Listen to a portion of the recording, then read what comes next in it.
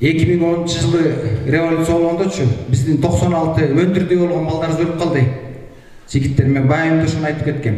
Таптатынакай, жапжакшынакай балдарыбыз өлүп калды.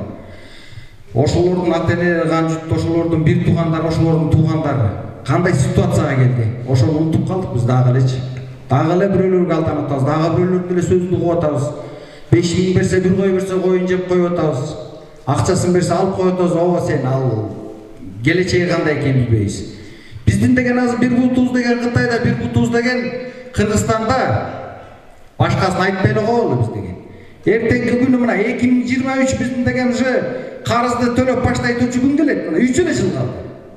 2027 биз кутулбасак, Кытай энебизди уруп туруп алып коет мына жерде.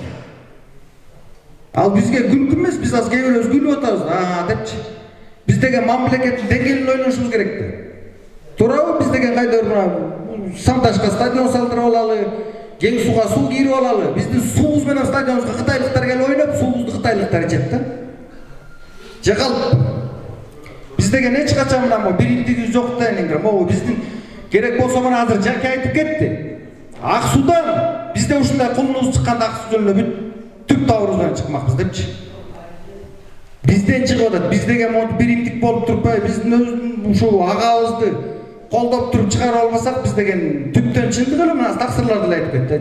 Голос бере албасак, колдой албасак, анда биз сөз деле жок да, кийинкини сүйлөбөй деле коелу. Жанакы шейит кеткен балдарыбыздын арбага да кечирбейт биздичи. Өлүп калган балдарыбыз.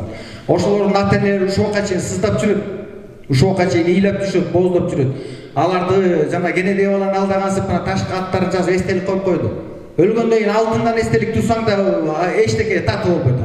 Мага салмактуу алтындан тоодон эстелик турсаң да адам өлдү жок уже. Бул жашоодочу. Туурабы? Андай жаманчылыкты эч кимге каалабайбыз да.